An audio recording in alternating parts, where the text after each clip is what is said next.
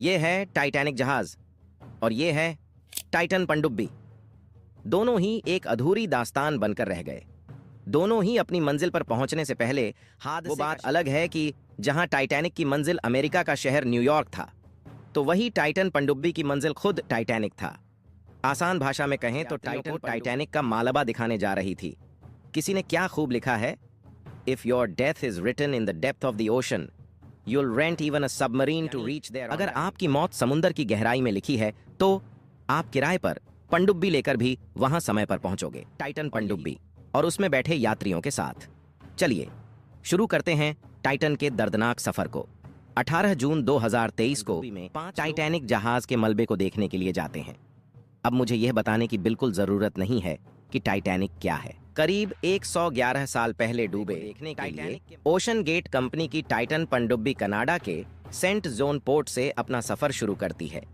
यहाँ से करीब टाइटैनिक का मलबा समुद्र की गहराई में करीब 3800 मीटर नीचे दफन है, जिसे देखने का इन लोगों को शौक चढ़ा था। वाली बात बताऊं कि इन लोगों ने टाइटैनिक के मलबे को देखने के लिए या मरने के लिए प्रति व्यक्ति के हिसाब से करीब 2 करोड़ रुपए खर्च किए थे।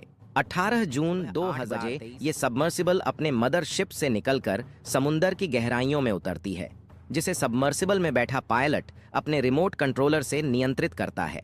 और हर सबमर्सिबल अपनी मदरशिप को एक नोटिफिकेशन भेजती रहती है, जिससे उसकी लोकेशन का पता चलता रहता है। और इसी तरह कुछ समय बीत जाता है और ये सबमर्सिबल समुद्र की गहराइयों में जारी रखती है। लेकिन करीब 1 घंटे 45 मिनट के बाद, यानी सुबह 9:45 पर अपने जहाज से संपर्क टूट जाता है। यानी अब बाहरी दुनिया से उनका कोई राब्ता नहीं रहता। लेकिन ऊपर मदरशिप में बैठी टीम ने इसे ज्यादा गंभीर, क्योंकि आम तौर पर संपर्क टूट ही जाता है। इस सबमर्सिबल को टाइटैनिक तक पहुंचने में करीब 2 घंटे का समय लगना था। इस हिसाब से टाइटन सबमर्सिबल टाइटैनिक जहाज के बहुत करीब ही थी। खैर, इस सबमर्सिबल को दोपहर 3 बजे तक वापस आ जाना चाहिए था, लेकिन ऐसा हुआ नहीं।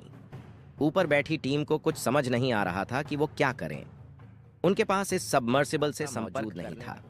इसी वजह से वो थोड़ा और इंतजार करते हैं, जो एक बड़ी लापरवाही थी। इसके बाद करीब शाम 5 बजे मदरशिप में बैठी टीम बड़ी अमेरिकन कोस्ट गार्ड को इन्फॉर्म करती है, जिसके बाद अमेरिका और कनाडा के कोस्ट गार्ड खोज सर्चिंग ऑपरेशन शुरू करते हैं। और इसी तरह पूरा एक दिन बीत जाता है, लेकिन इस सबमर्सिबल का कोई सुराग नहीं। सिर्फ 4 दिन की ऑक्सीजन मौजूद थी। अब 4 दिन के अंदर किसी भी हाल में इस बड़े समुद्र की गहराई में कोस्ट गार्ड को इस पनडुब्बी को ढूंढना था, क्योंकि 4 दिन के बाद तो ऑक्सीजन के खत्म होने की नहीं बचता।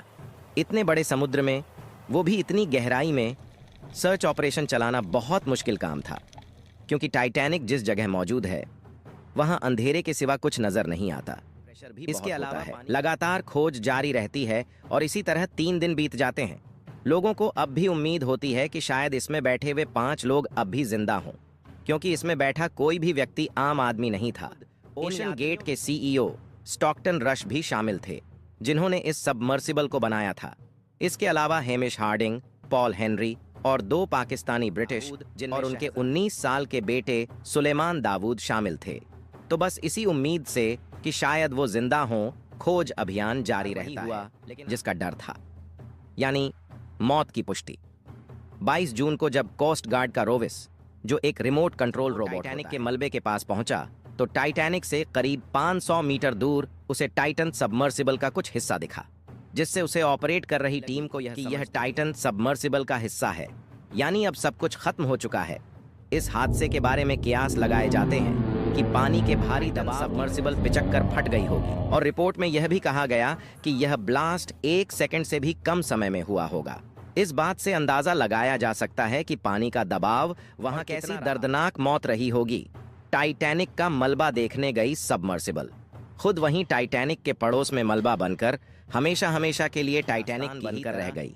टाइटन सबमर्सिबल की सुरक्षा को लेकर बहुत से सवाल उठाए गए, जिनमें से एक ये भी था कि आखिर क्यों इन लोगों की जान को सिर्फ एक एक्सपेरिमेंटल सबमर्सिबल के क्या पहले इस सबमर्सिबल का टेस्ट नहीं करना चाहिए था?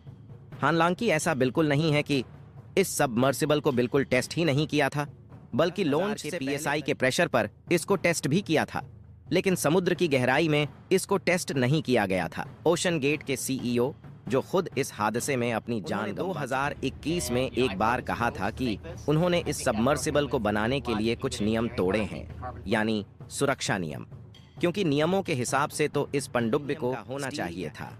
आमतौर पर भी जो सबमरीन या सबमर्सिबल समुद्र की गहराई में जाने के लिए बनाई जाती है, एल्यूमिनियम या टाइटेनियम की होती है, जबकि टाइटन सबमर्सिबल को कार्बन फाइबर से बनाया गया था, जो एक बड़ी चूक बनकर सामने आई। सबने देख लिया। कार्बन फाइबर की बॉडी बनाना सबसे बड़ी गलती थी, जिसकी वजह से वो पानी का दबाव नहीं झेल सकी।